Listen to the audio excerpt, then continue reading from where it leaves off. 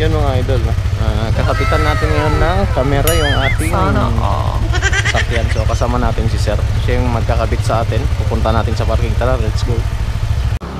So yun, papakabit tayo ng QCY F24, Yes, no? F24. Si sir, anong pangalan mo sir? Jubien po. Sir Jobien ng RFM. RFM Car Accessories. So papakabit tayo ngayon mga idol. Okay, ito siya oh. PSD detection, Wi-Fi, super night vision, real-time storing, ADAS na rin siya. Tapos alam ko may blind spot din ano to eh.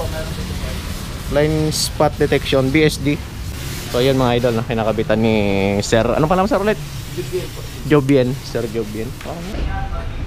So yun, ito na siya. Nakabit na yung mga wiring. Okay na yun. Ipapafix din pala natin yan kay idol. Tapos ay tatago na lang yung excess na wire kasi mahaba.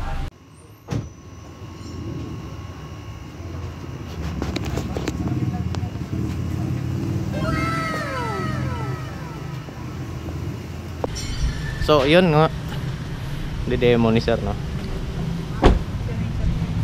So makikita natin yung reverse, yung harap. So testing natin.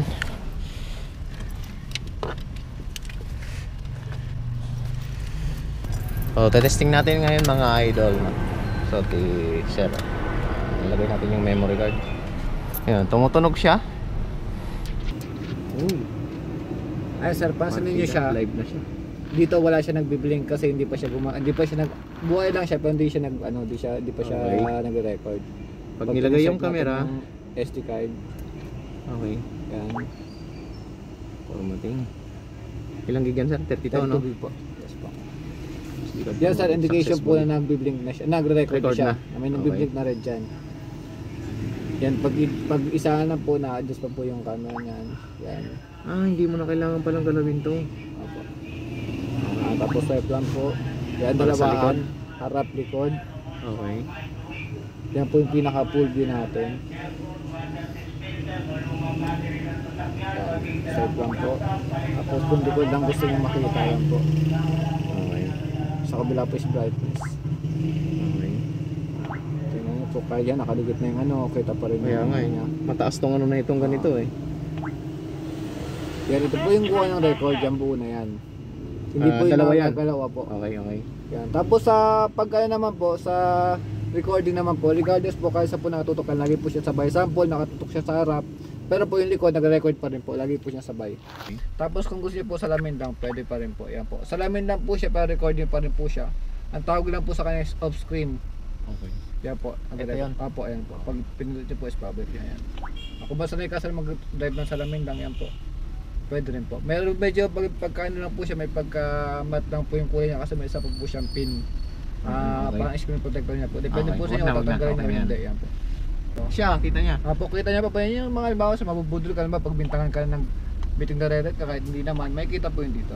Okay. Tapos di ba nakatutok ka sa ano sa harap, tapos mag-reverse ka sa try mo sa mag-reverse. Kung saan po siya tumutok sa likod. Okay. Ang tag po sa kanya sir is parking line. Okay. Tapos may level din po siya, yung 2 is yung average nakita niya, yung parang pantay nakita Pantay niya. sa... Aba. Okay. Tapos yung 4 is yung pinakamababa. Pinakasagad kumbaga. Kung gusto mo siya mas mababa pa yung kita sir, pwede mo na sir, ang i-adjust mo na is yung camera. Okay. Tapos kita niya kasi ito na yung pinakamababa. Tapos 0 is yung pinakamataas. Yan. Mababa po siya. Makikita mo sir yan. Halimbawa lang sir, ang patandaan mo sir is yung 4. Tapos tumama yung green sa dito sa plate number niya.